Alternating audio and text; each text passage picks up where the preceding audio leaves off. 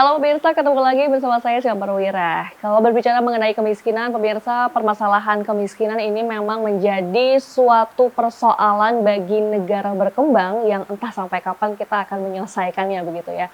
Berbicara soal kemiskinan juga, ternyata Gubernur Jawa Timur dalam 2 periodenya menjabat selalu menjadikan permasalahan ini menjadi program prioritasnya. Dana yang digelontorkan oleh pemerintah Provinsi Jawa Timur pun juga tidak main-main. Baru-baru saja pemirsa, Gubernur Khofifah Indar Parawansa memberikan saluran bantuan sebesar 6,37 miliar rupiah. Dan kemudian tentu saja ini demi pemberdayaan masyarakat desa di Kabupaten Pamekasan dan juga demi memperkuat pelindungan sosial. Dan berdasarkan data dari BPS sendiri, pada Maret 2025, angka kemiskinan di Jawa Timur turun menjadi 9,5%, yang artinya ada 17.940 warga Jawa Timur yang telah keluar dari kelas kemiskinan. Kita akan berbincang mengenai tema kita pada hari ini pemirsa, yaitu sinergitas lintas sektor pengentasan kemiskinan di Jawa Timur. Karena kalau kita bicara soal kemiskinan, pasti kita butuh banyak sekali koordinasi agar bisa menjadi 0% begitu ya. Bersama dengan narasumber yang sudah hadir di samping kanan saya, beliau adalah Dr. Andes Haji Imam Ma'ruf MM, selaku anggota Komisi E DPRD Jawa Timur dari fraksi Gerindra, anggota Banggar juga, Dapil 11 untuk Kabupaten Nganjuk, Madiun, dan Kota Madiun, yang juga menjabat sebagai Wakil Ketua DPD Gerindra Jawa Timur. Assalamualaikum Bapak. Waalaikumsalam Mbak Sima, ketemu lagi. Betul, kita ketemu lagi Bapak. Ya, Kali ini juga menjadi bahasan dari Komisi E begitu Pak ya, mengenai pengentasan kemiskinan, mensejahterakan masyarakat begitu ya.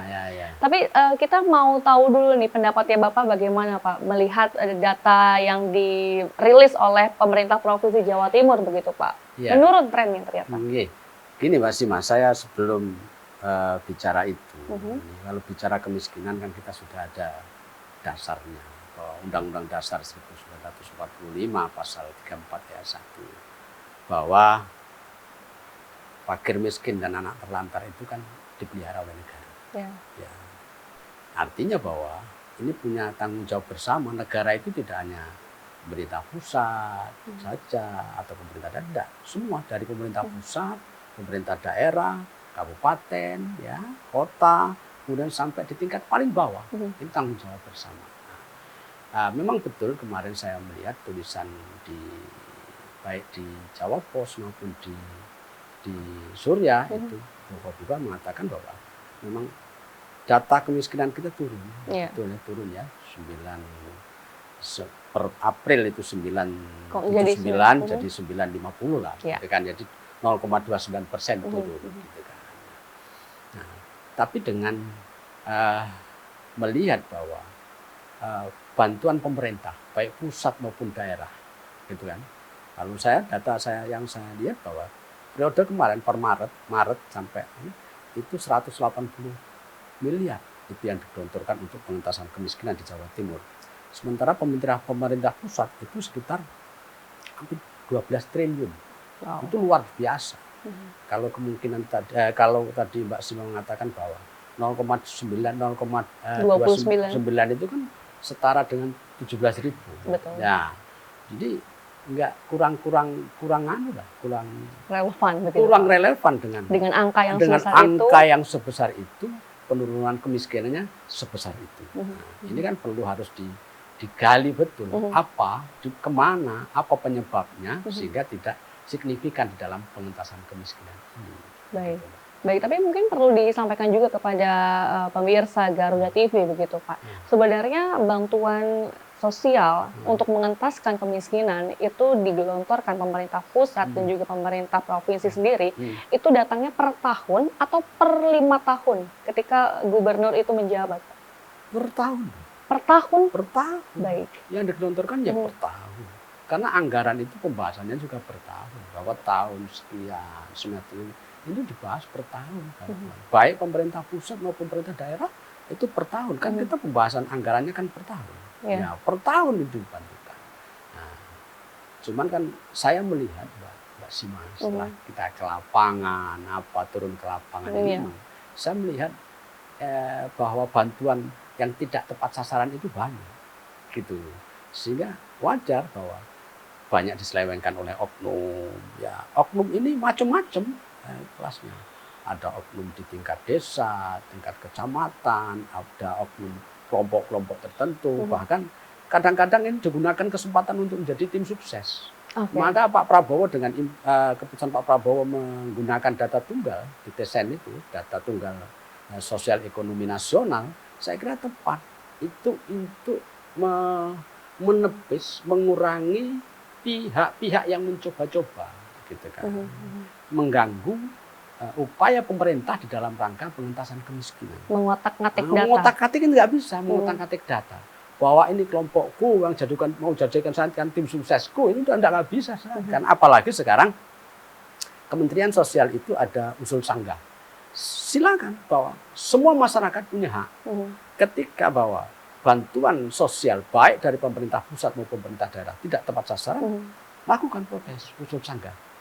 Usul sanggah yang sewaktu-waktu bisa dilakukan, gitu, bahwa masyarakat semuanya lah punya kewajiban bahwa karena ini tanggung jawab kita bersama dalam rangka pengentasan kemiskinan.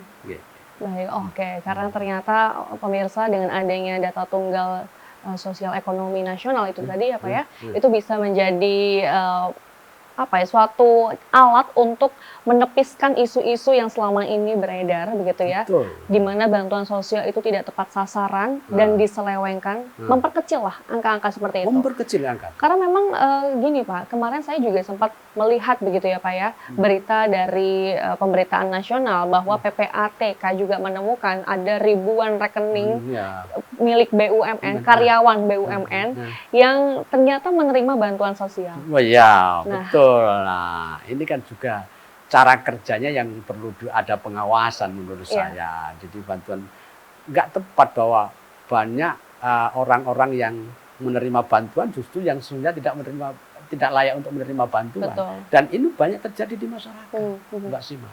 Jadi bahkan juga sebaliknya juga masih ada orang-orang yang ngaku-ngaku miskin ya selamanya dia tetap menerima bantuan terus. Makanya saya setuju dengan ketegasan Presiden lewat menterinya bahwa pendamping keluarga harapan sekarang ini tidak hanya sekedar mereka menyalurkan bantuan saja, menerima bantuan, menyalurkan, tidak hanya itu. Mereka harus mendampingi. Yang dia dampingi ini harus juga naik kelas per tahunnya. Betul. Ya, kalau dia tidak bisa mengupayakan yang dia bantu naik kelas, mereka harus diganti. Karena nggak berhasil. Kalau bayarin orang hanya sekedar menerima bantuan, nerima bantuan, ya gampang sekali. Pendamping keluarga harapan tidak sebatas itu. Mereka harus kemudian menyalurkan bantuan dan kemudian mampu mengentaskan mereka dari miskin menjadi tidak miskin. Jangan sampai mereka terlena. Iya, betul. Kemudian mengabaikan. Dan ini potensi sekali kalau kemudian seperti itu yang dilakukan, pendamping keluarga harapan itu seperti itu, maka punya potensi ini dimanfaatkan oleh kelompok-kelompok tertentu, oleh partai-partai tertentu, untuk memenangkan kelompoknya. Sehingga ini jadi terus dipelihara. Jadi miskin ini dipelihara terus sampai kapan? Karena mereka mau jadikan tim sukses dia, sehingga menang terus ketika pemilu, menang terus ketika pilkada. Nah ini yang tidak bagus. Ini menarik nih. Apakah kemudian Pak Ma'ruf menemukan itu juga di lapangan? Menemukan. Saya setiap saya reses, Mbak Sima, setiap saya ketemu masyarakat yang namanya sosper itu tidak pernah ada kata tidak, pasti ada. Ini menunjukkan bahwa masyarakat kita sudah gelisah betul bahwa bantuan yang tidak tepat sasaran ini di mana-mana. Bahkan saya juga menyaksikan sendiri, Mbak Sima, gitu. Ketika ada bantuan sosial saya datang, itu yang ngambil bantuan itu bukan orang-orang miskin, orang-orang yang cukup. Mereka berani mengambil bantuan tersebut di depan Pak Ma'ruf. Iya, berani. Kita berhenti, ternyata pakai NMAX, pakai Vario lah.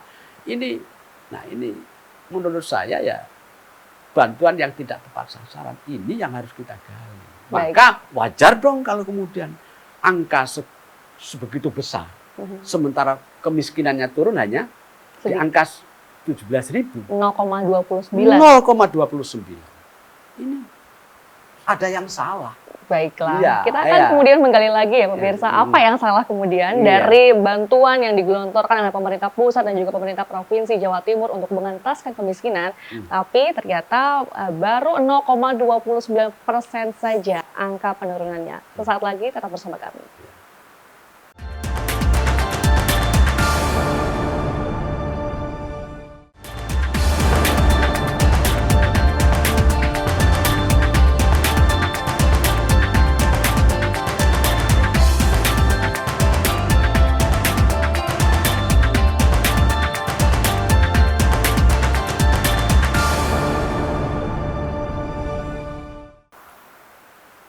Ini enak banget pemirsa kalau saya berbincang langsung dengan anggota Banggar begitu ya, langsung tahu anggarannya yang digelontorkan oleh pusat itu berapa. Ternyata banyak sekali gitu ya. Tapi sebenarnya pemerintah Provinsi Jawa Timur kan juga sudah punya banyak sekali program gitu ya, terkait dengan program Keluarga Harapan, kemudian juga untuk kemudian bisa mendampingi keluarga-keluarga ini agar sejahtera, agar naik kelas, tidak lagi menjadi miskin begitu. Ada pendampingan yang dilakukan tentu saja gitu ya. Kemudian juga ada KIP X PPKS Jawara, ini juga banyak sekali sebenarnya pemirsa program-program yang diberikan oleh pemerintah Provinsi Jawa Timur. Namun ternyata realisasinya kurang memuaskan begitu Pak. Ya. Saya menangkapnya begitu. Ya. Benarkah demikian? Ya, betul. Kurang memuaskan. Berarti titik permasalahannya di mana nih Pak? Ya. Titik permasalahannya karena yang kemarin data tunggal sementara, data tunggal DTSN ini kan baru-baru Mbak Simo. Nah, sehingga kemiskinan di Jawa Timur itu belum bisa terdata dengan maksimal saya melihat. Nah, ini butuh kerjasama sinergi antara dinas-dinas terkait. Betul. Ya, dinas pendidikan, dinas UMKM, dinas pertanian, itu yang harus sinergi gitu kan, jika bantuan yang digelontorkan oleh pemerintah Jawa Timur maupun pusat itu betul-betul tepat sasaran dan bisa sinergi. Kalau enggak, fungsi pengawasannya kan kita susah, Mbak Sima. Fungsi pengawasan terhadap bantuan-bantuan yang digelontorkan oleh pemerintah itu susah kalau kita nggak bisa sinergi, gitu kan. Yang ini ya menurut saya harus menjadi suatu perhatian bahwa di angka yang sebegitu besar, pemerintah pusat, pemerintah daerah ini juga dikelola dengan baik, diawasi oleh baik oleh seluruh segmen, seluruh dinas terkait. Ini harus memacu bahwa bagaimana bantuan-bantuan sosial ini bisa terawasi dengan baik. Baik, instrumen apa sih Pak yang diperlukan sebenarnya untuk bisa sinergitas, kemudian optimal juga yang namanya lintas tadi Pak, antar lembaga, antar instansi biar bisa lebih bagus lagi kinerjanya, optimalnya. Jangan sampai kalau menurut pemerintah Provinsi Jawa Timur angka kemiskinan itu turun, tapi menurut Bank Dunia ternyata garis kemiskinan naik. Ya, itu tadi karena begini Mbak Sima, saya melihat bahwa yang diopeni, yang dibantu itu data kemiskinan yang ada. Nah, sementara di luar yang belum mendapatkan bantuan dari pemerintah itu kan, seperti mereka yang menengah ke bawah itu kalau nggak diawasi juga mereka akan menjadi potensi miskin. Nah, kalau nggak diawasi mereka menjadi potensi miskin kan nambah. Nah, sementara penanganan data yang miskin saja ini tidak akurat, ditambah lagi dengan potensi-potensi yang berpeluang untuk mereka turun menjadi miskin.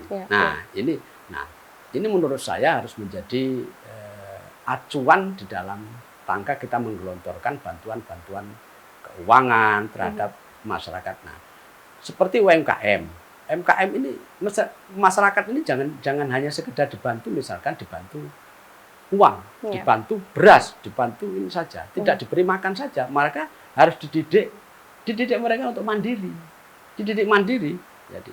Jadi pendamping keluarga harapan itu bagaimana bisa memberikan edukasi mereka berdagang, ya kan, Mereka berdagang, jualan UMKM lah, jualan mie ayam, jualan apa, mereka dididik.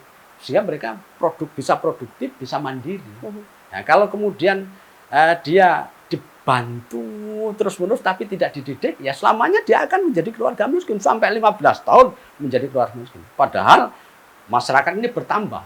Betul. Jadi kemiskinan bertambah, apalagi kemudian dibarengi dengan pertumbuhan ekonomi yang kurang stabil. Ini ada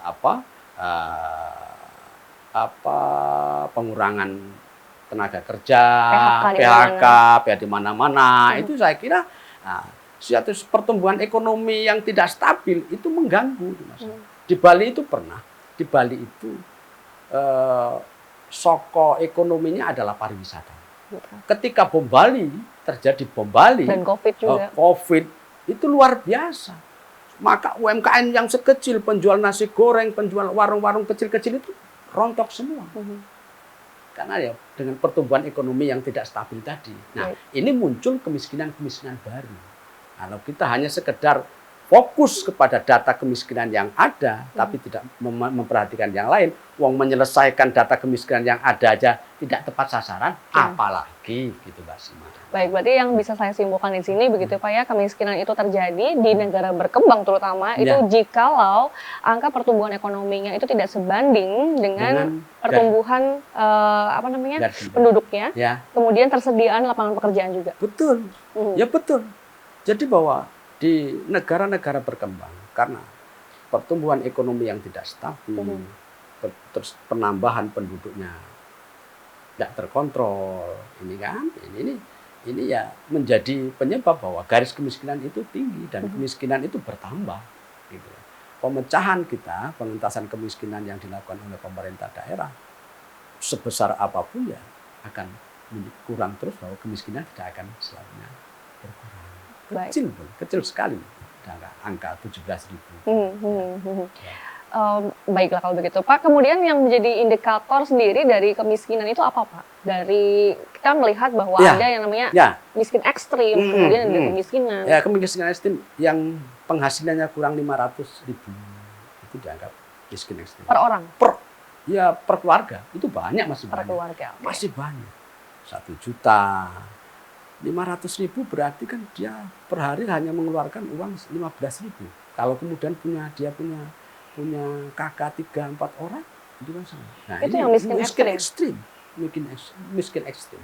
Nah, terus kemudian penghasilan yang kurang 1 juta, ini juga dianggap miskin. Maka mereka kebanyakan orang yang penghasilannya kurang 1 juta tidak bisa menyekolahkan anak. Ya, karena kemiskinan itu tidak hanya sekedar tidak bisa makan, Mbak Sima. Tidak hanya sekedar tidak bisa makan, tapi ketidakmampuan mereka menyekolahkan, mendidik anaknya di pendidikan ini berpotensi menambah kemiskinan baru. Ya. Jadi maka kemudian bahwa kemiskinan itu tidak hanya sekedar mereka, ya kemiskinan ekstrim itu mereka tidak bisa makan. Tapi miskin itu mereka yang tidak bisa nyekolahkan anaknya karena keterbatasan penghasilan, itu miskin. Karena orang yang tidak mampu menyekolahkan anaknya tidak sekolah, ini mereka ketika besar anak ini muncul menjadi penduduk miskin lagi, kan begitu. Karena mereka terbatas pendidikan sekolah. Mungkin itu yang dikatakan kemiskinan turun, Pak. Turun-menurun. Betul juga itu. Turun-menurun begitu, Pak ya. Jadi kemiskinan turun-menurun. Jadi kemiskinan itu turun-menurun. Jadi bapaknya ibunya miskin, karena anaknya tidak sekolah, miskin ya. Makanya biasanya orang-orang yang ditangani itu mestinya kita berpikir pemerintah terpanggil untuk kemiskinan itu tidak hanya sekedar tidak bisa makan, tapi pendidikan, rumah, itu menjadi serius. Baik, kemudian Pak, kalau melihat sinergitas antara pemerintah provinsi, pusat, dan juga masing-masing daerah, kabupaten dan juga kota yang ada di Jawa Timur, ini sudah seperti apa Pak evaluasinya? Sekarang evaluasi terus kita, Mbak, DPR, kita Komisi E, itu evaluasi terus bersama dengan juga Dinas Sosial, Dinas Pertanian, itu kita melakukan suatu evaluasi kerjasama baik dengan pemerintah pusat tentunya, bersinergi, bantuan-bantuan sosial itu diarahkan ketika datanya satu, maka ini terfokus. Jadi nggak bisa tumpang tindih. Itu mengantisipasi data tumpang tindih. Ini sudah kerjasama yang baik, luar biasa menurut saya.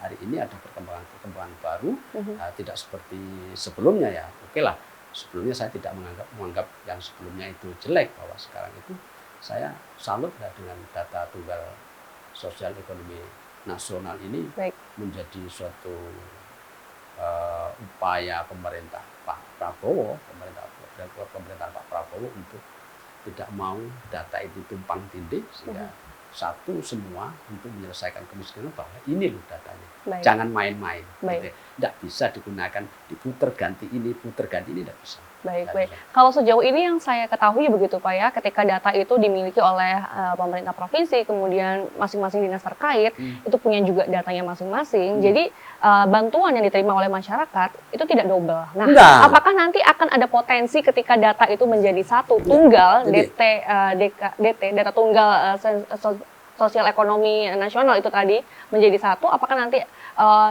masyarakat miskin itu akan mendapatkan banyak sekali bantuan, double begitu Pak bantuannya? Tapi jangan dijawab dulu Pak, kita akan membahasnya sesaat lagi, tetap bersama kami.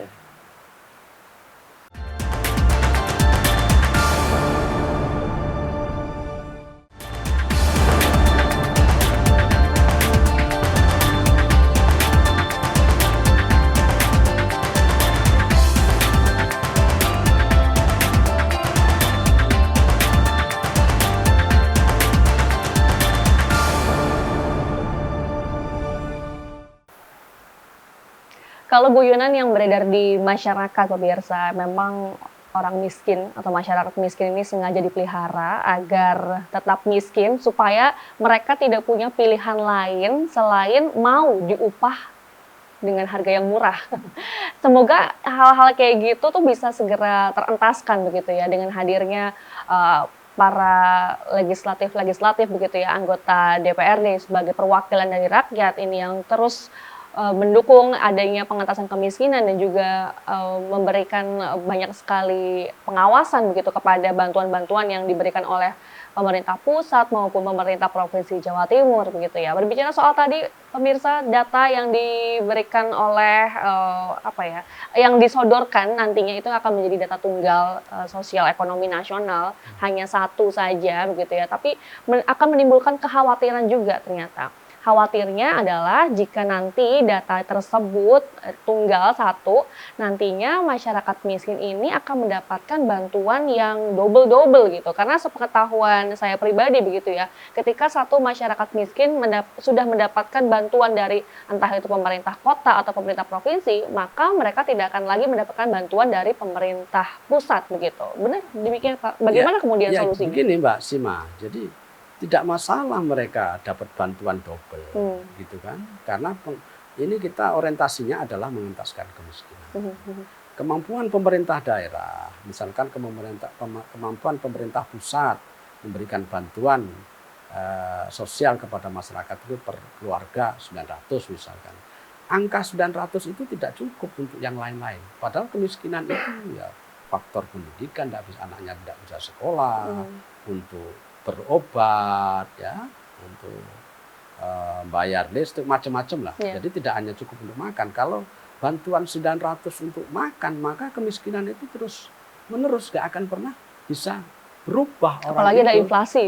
Apalagi ada inflasi, gitu kan. Tidak cukup mereka. Maka ditunjanglah dengan bantuan pemerintah daerah, misalkan dengan jawara, ada bantuan pendidikan kepada anaknya.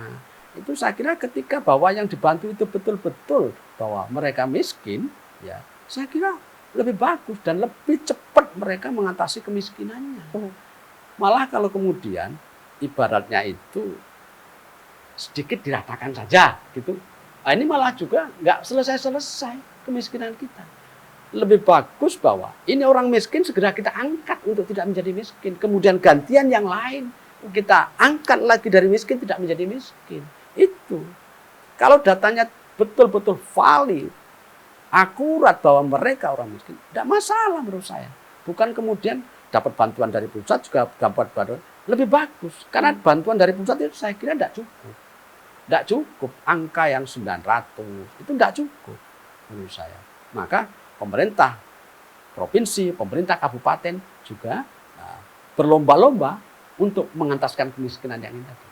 Selagi bahwa datanya itu valid, bahwa betul-betul miskin dan layak diangkat dari miskin untuk menjadi tidak miskin, saya kira valid. Bagaimana kemudian pengawasannya, Pak? Kalau misalkan data yang digelontorkan langsung banyak sekaligus.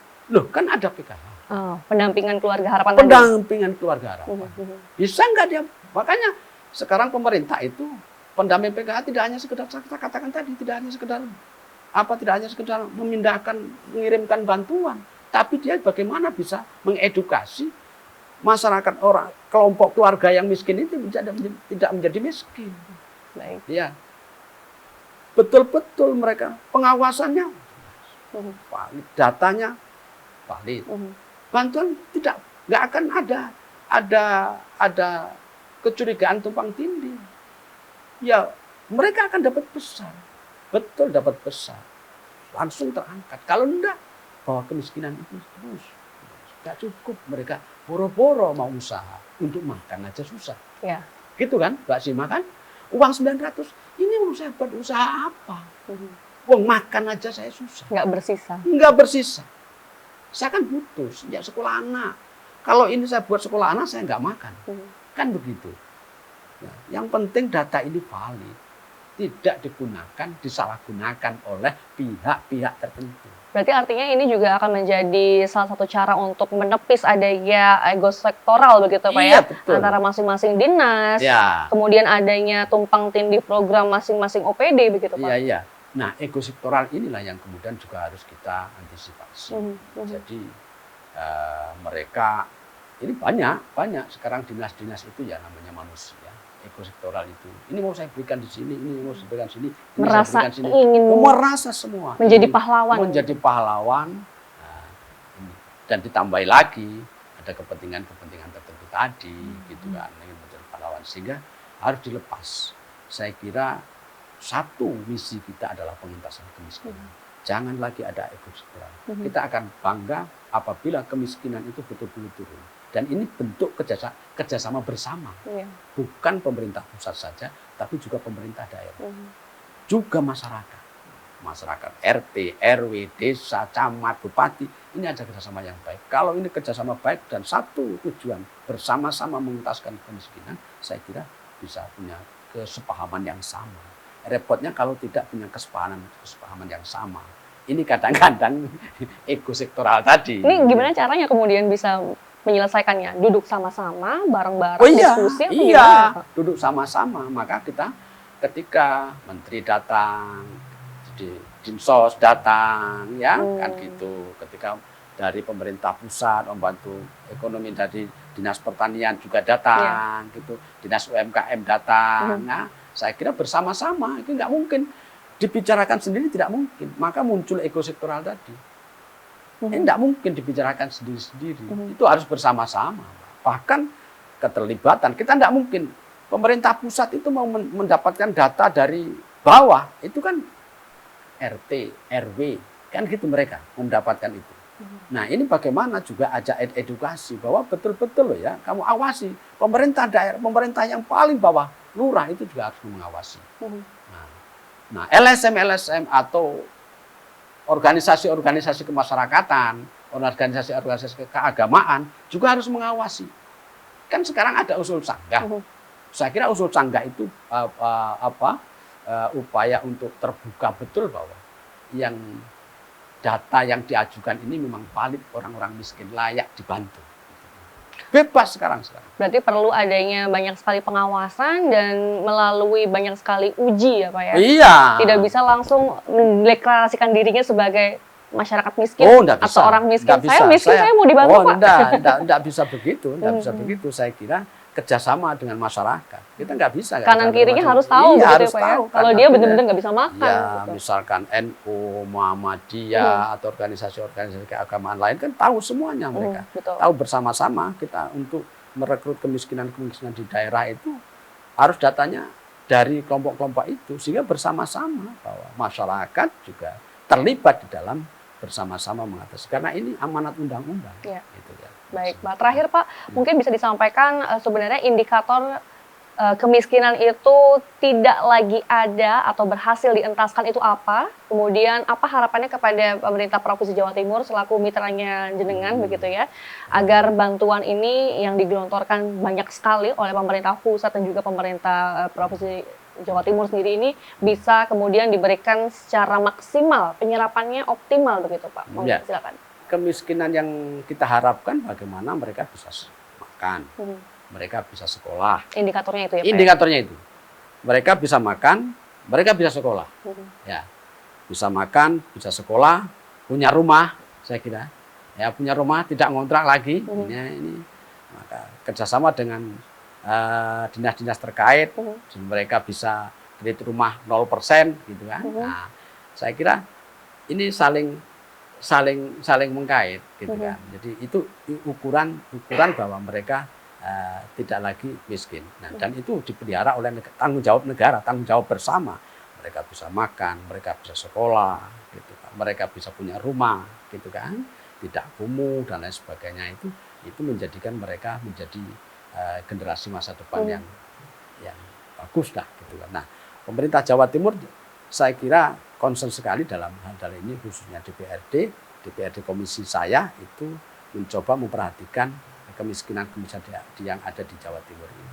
Dan kita awasi betul, khususnya di Badan Anggaran kita awasi bahwa anggaran yang kita gelontorkan oleh Dinas Sosial itu harus tepat sasaran. Kita awasi betul. Baik kalau gitu. Terima kasih sekali lagi Bapak sudah berbincang bersama kami di podcast Rembok Jawa Timur yang dipersembahkan oleh DPRD Provinsi Jawa Timur begitu ya. Kalau sedikit saya bisa menyimpulkan begitu ya, artinya data dalam pengentasan kemiskinan dan juga kerjasama antar lintas sektoral ini menjadi kunci penting dalam pengentasan kemiskinan. Maka dari itu akurasi data dibutuhkan, karena kalau misalkan data itu sudah valid, tumpang tindih bantuan pun tidak akan menjadi masalah. Saya Singa Perwira bersama dengan Bapak Imam Ma'ruf dari Komisi E DPRD Jawa Timur, fraksi Gerindra, pamit undur diri, sampai jumpa. Baik Pak, terima kasih.